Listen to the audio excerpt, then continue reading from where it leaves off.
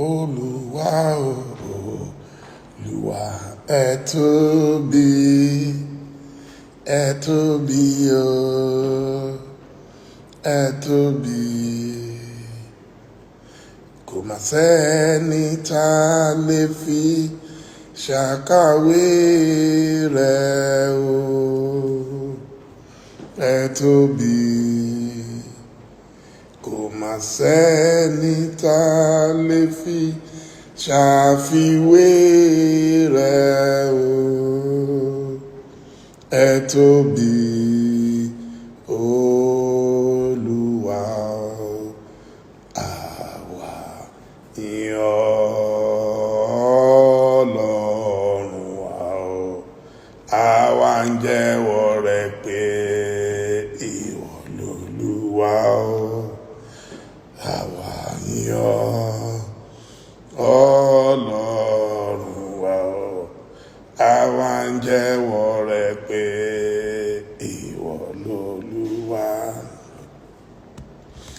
Yes, good evening, distinguished ladies and gentlemen. I'm happy to reach you live once again. Wherever you are watching me from today, I'm very, very happy, and it's going to be a glorious weekend for us all. Yes, I'm just going to spend a couple of minutes with you gisting, because there have been too many issues, going on in our country, Nigeria. So someone is disturbing me on Facebook. Yes, let's discuss as always. Let's discuss freely and candidly. A few of us will always tell it as it is, without mincing words, without fighting anybody, without being rude, without being pugnacious. Our duty is to speak truth to ourselves, speak truth to our friends in government, in power, and I don't even know where to start from, because there are just too many things to discuss today. But then I still have to write 2,000 words this evening for This Day newspaper and the Boss newspaper coming out tomorrow morning in Nigeria. So Fridays are usually very, very busy for me, but I just feel the time has come for me to speak up on some of the developing events in Nigeria. Of course, the trending topic right now is the arrest of Chief Sunday Igboho Adeyemo in Benin Republic earlier in the week. And since I have experience about some of these things, I think it's only fair that I speak about it. I've seen all kinds of ignorant arguments, especially on social media, people saying A or B or C or D, but I want to give you my own perspective. Okay? I will start with asylum. A lot of people of this generation are probably not aware that some of us have passed through this same route before. On July 25th, 1995, yes, July 25th, 1995, I left very early in the morning, very, very early, this is 26 years ago now. I left very early in the morning, and I had to cross the border, the Seme border, into Cotonou, disguised like I was going into my farm. I was on the run from General Sani Abacha. This was July 25th, 1995. So actually in the next, what's today's date again? Today's 23rd. So on Sunday, it will be exactly 26 years ago that I fled Nigeria. 26 years ago that I fled Nigeria on the run from General Sani Abacha. It's a shame that Nigeria is back to those days whereby people have to start running away from their country. At any rate, I was going to be arrested, and I managed to escape through Cotonou, through Seme border. We couldn't go through the normal, usual immigration processes.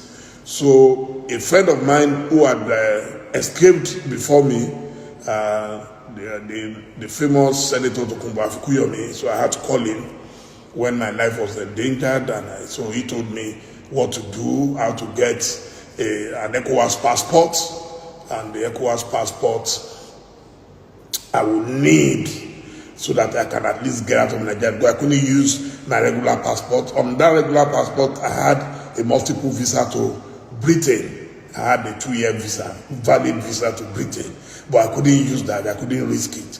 So I have 3 people, 3 friends with me who accompanied me. One of them, a big brother of mine, is late now, Captain Rotimi Seriki. God bless his soul, God bless his soul, God bless his soul. You know, I love him to bits. He was one of the few people who could tell me anything in this world and I would listen to him. And he loved me so much that he had to risk everything. He had to risk his career as a pilot with the Nigeria Airways, and he accompanied me on that trip. Of course, I also had Omeyemi Bashorun Bola Orolubagbe. He was the second man to volunteer to go with me. And I also had Mr. Olakunle Sikiru Bakare, the publisher of Encomium magazine, my very, very dear friend and brother. So 3 of them took this journey of faith with me. It was tough. It was scary. We got to a place in the bush, and it was time for me to lead the way. So I was going in front. I was not carrying anything on me. My face is easily recognizable, and I've never been that scared in my life. So the 3 of them were coming behind. One of them was carrying my bag, another was carrying my passport, and So to cut a long story short, we managed to cross into Cotonou, this same Cotonou, where Sunday Igboho was arrested. And I look back at my country, Nigeria, and I started crying. I broke down in tears. I wept bitterly. I wept bitterly. I didn't know where precisely I was going. I didn't know if I would get there. I didn't know when I would get there. I didn't know if I would ever return to my country, Nigeria. I had what we call in literature stream of consciousness. I was soliloquizing, I was thinking, and my brain was working at supersonic speed. So what if Abacha's people have discovered that I've escaped and they pursue me to Cotonou? So we quickly went to a safe house, what we call a safe house.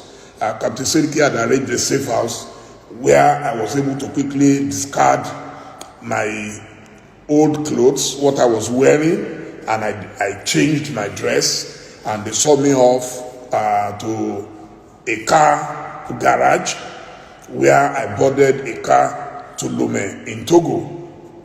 I wanted to be far, far, far away from Nigeria, so that's why I had to go to Togo. Even getting to Togo, I was still not comfortable. I immediately boarded another vehicle from Aflao station, Aflao border, which is the border of Ghana and Togo. So I boarded another vehicle from where I fled to Ghana, and that was my first day ever in Ghana. I slept at an hotel called Noga Hill Hotel. It was quite new then in Jowolo, somewhere around Jowolo, and from there, I then plotted my escape. You see, because my papers, and this is where Igboho comes in, my papers were not perfectly in order. For you to move from country to country, you are expected to stamp your passport first from your country of departure, which is Nigeria. I couldn't do that. So which meant I left Nigeria illegally, so I could not stamp my passport in Nigeria. But I managed to get, because it's an ECOWAS country, a lot of people move freely, which is what it's supposed to be. I'm supposed to be able to show my ID card and just show my ID card and say, hey, I'm a West African, I'm a Nigerian, and I'm traveling to the next country. But Africa, our own, is always different. So, but I managed to penetrate and to get to Ghana, but I had my ECOWAS passport. So now the next challenge is if you enter a country, you are also expected to exit that country with the passport that took you into the country. And because I was now going to England and my visa was not on my ECOWAS passport but on my Nigerian passport, it meant I needed to so I now need to get out of the Accra airport. Somehow I must be able to convince immigration that I'm switching passport from the blue passport to the green passport that contained my British visa to be able to leave the country. I spent a whole of 3 days planning that. Fortunately, I had friends in Nigeria, in Ghana already. I was able to locate one of them.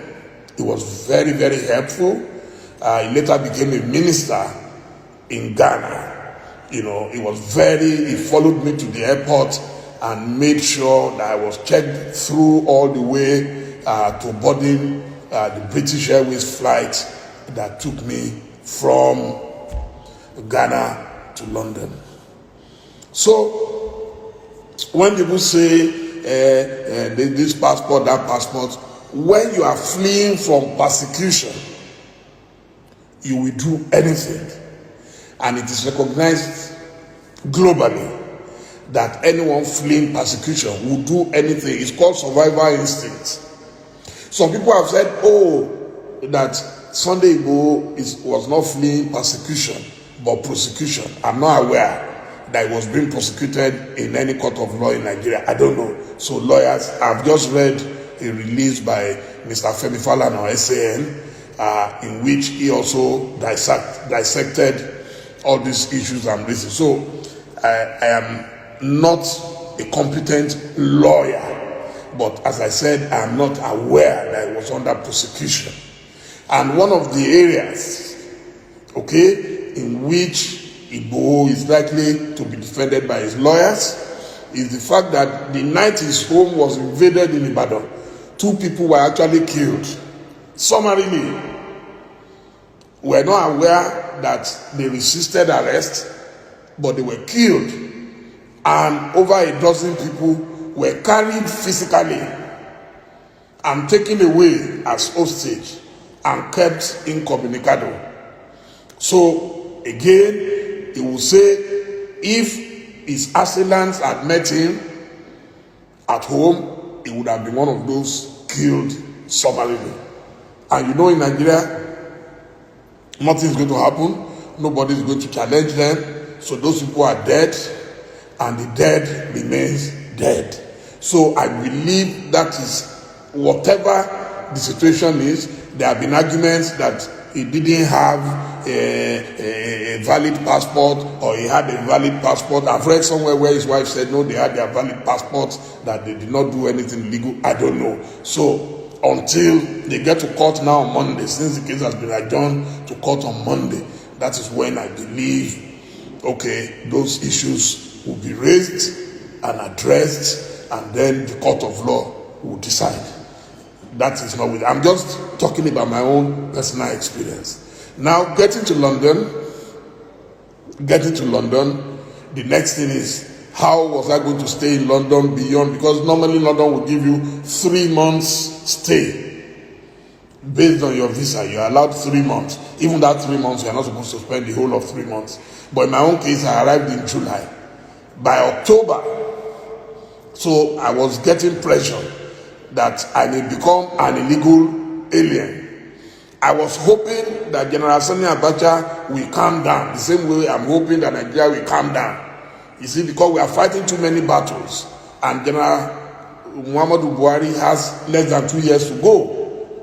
Unless there is something else we don't know, he has less than 2 years to go. In fact, by now, his government should be wrapping up and getting ready to hand over power in less than 2 years, so we don't really have much time again. So all this fight that we're fighting, this is the time actually that you should be consolidating power, and whatever achievements is achieved in the last 6 years plus, this is the time that it should fully stamp its signature on those achievements so that history will be fair and kind to him. So I'm sure he must have achieved something in those 6 years. So that's not the basis of my broadcast today. So I'm talking about asylum. So, of course, I consulted my lawyers, led by Prince Adedamola Aderemi, the Prince of Ile-Ife. Of course, he's my best friend. Whatever I'm doing, he will be involved. And then he sat down with experts, and they looked at what I needed to do. In my own case, my life was under threat from General Sani Abacha. I was known to be one of the closest, if you say supporters of Chief Moshood Kashimawo Olawale Abiola.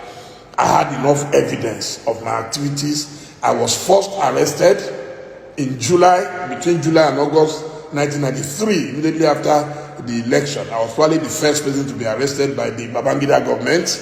And so after I was released, we kept on with our campaign for the revalidation of the June 12 mandate, which had been annulled by General Ibrahim Badamasi Babangida. So I had more than enough evidence that if I was sent back to Nigeria, my life would be in danger. There is nobody, whether you support Igboho or you don't support him, who can guarantee what will happen to Igboho if he is sent back to Nigeria. So, the way he is going to be treated and the way he is expected to be treated is as a prisoner of conscience. What is Igboho's purported offense? That he said his people were being killed by Fulani herdsmen, and that enough is enough, and that they needed to defend themselves. And there is no evidence that he has killed one soul, none that I'm aware of. If anybody knows, then let them present it to the international community. I don't think he has killed anybody. He has been in his house. He's not in the forest like the terrorists who have been in the forest, who openly display their weapons of mass destruction before the media, before Sheikh Gumi, before the police, before the army. They are there. They know their location. Sheikh Gumi drives in and out of the bush to go and negotiate with them. Nobody has made any effort to arrest or to attack them or to even call them their true name, which is, you are a terrorist. Nobody has done that so far. So it's going to be argued that Sunday Igboho is being persecuted because if you read all those who have supported the government, they are saying because he is preaching secession. So I'm going to address that in a minute too. So is it illegal for someone to say, I am tired of a country? You see, a country, the citizens of a country are in a marriage, especially in a multi-ethnic, multi-religious country such as ours. It's a marriage. And a marriage is expected to be convenient for the parties involved in the marriage. Okay? A marriage. One of the reasons why a marriage can be dissolved is when it becomes inconvenient for either or both parties. As a matter of fact, the easiest way to dissolve a marriage is when there is what they call irreconcilable differences. For example, husband and wife can say, in the last 3 years, we have not slept in the same bed. We have not conjugated. We have not respected each other. We have been slapping each other in the house, in the presence of the children. And we are tired of doing this. And we want to go our separate ways. It's as simple as that.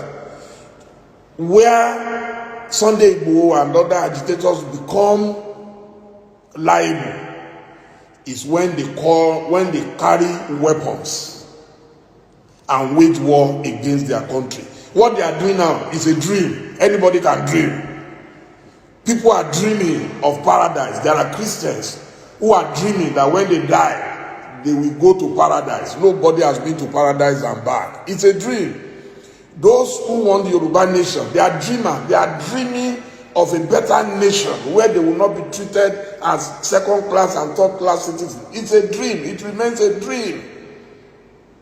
Carrying placard. If tomorrow I decide I am tired of Nigeria and I carry a placard and I say I am tired of Nigeria, you cannot prosecute me for that. It's my wish. It's my dream. Even today, I've just posted Professor Wole Soyinka saying that if Nigeria continues at this speed and we don't decentralize urgently, there is nobody who can guarantee the survival of Nigeria. So you cannot say Soyinka has committed an offense and then you want to go and arrest him. It's a dream. The people that you need to pursue are those who have carried weapons against Nigeria and Nigerians. People who have shot down multi-million-dollar fighter jets. Those are the real criminals. But for someone who is dreaming of a Yoruba nation, let him dream. And I like to cite the example of the Irish Republican Army. Go and read the story of the Republic of Ireland and all the trouble that they went through. They had a political wing called Sinn Féin. Go and check the stories.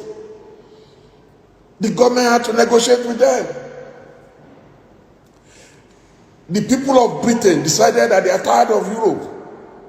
I was one of those who said, oh, but why are they pulling out of a bigger economy, bigger union? And they had a referendum. And during the referendum, overwhelmingly, people voted to pull out of Europe. Nobody called them, they are unpatriotic, they are this, they are that. No. There is no law that says you must be a part of a country by fire, by force. As I said, except where you carry weapons against your country, everybody has a right to dream. So if tomorrow I am tired of my wife, I should be able to tell my wife I am tired, and my wife cannot say, "Oh, you are going nowhere," because when we signed in the law court, in the court register, we signed in the register that to death do us part. No, a marriage cannot be by force. So there are those of us who believe in Nigeria, contested to be president of Nigeria, but if and when I get tired, and it's looking like everybody is getting tired, then we talk. If you cannot commit a crime by saying your mind, this is where those who are attacking the agitators are missing the point. If you don't want them to agitate, if you don't want them to say they are going, then show them some love. It's simple. No matter what you say today, they have turned Sunday Igboho into a folk hero. His name, he has joined the pantheon of Yoruba gods. Shango Olukoso Okoya, Oromia, and the rest of them. He has joined them. He has joined them. Either advertently or inadvertently. Government has played into his hand, and now they have apotheosized this gentleman. Sunday Igboho on his own, what can he do? What can he do? But the man was brave, the man was bold to speak. There is nothing he spoke that the Sheikh Gumis and others have not spoken. So, if I will advise this government, as I always do, and it's just a pity because I don't even know if the president is aware of some of these things, but if I have access to him, I'll advise him, I say, leave the Sunday Igbohos alone. In fact, the Sunday Igbohos are not the problems of Nigeria. They are not the problems of Nigeria, because those who talk, it means that they are only dreaming. It means they are only talking. Those who don't talk, they are the ones you should be careful about. The dangerous people are those who don't talk. They are the plotters. They don't talk. They will not come in public and say their minds. Igbo never left his house until you invaded his house. So somebody wants to fight government, will he sit down at home and wait for you? But when he saw the avalanche of weapons facing his house, he took off. He took off. The Yoruba service say, it's a man who has not seen a war, who calls himself a man. He took off. So a man who wants to fight government will not take off and travel abroad. The man, all he was doing was to rally his people to say, no, you cannot just sit down in your farmlands and allow these Fulani herdsmen to come and ravage your farmlands, to come and rape your daughters and your wives, to come and kill your people, and the police will not do jack. That's all. That's all he has done. That's all he has done. So, for those who talk about asylum, again, I applied for asylum, and I wish to publicly once again thank the British government. They gave me fair hearing. I sat through an interview, myself and my wife. She did not speak because I was applying on behalf of the family. I had suitcases with me showing my work, my writings, videos of my activities in Nigeria. In fact, the lady who interviewed me told me he's been in the Home Office for about 20 years. He has never seen a case as straightforward as mine.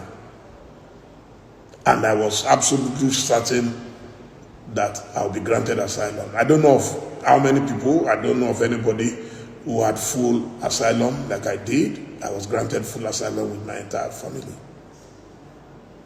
And I'm very grateful, eternally grateful to the British government. They gave us maximum protection. They gave us everything that we needed. So I needed to speak up as someone who has gone through it before. And if Igbo's lawyers are successful on Monday, he may be allowed to go. He may be allowed to go.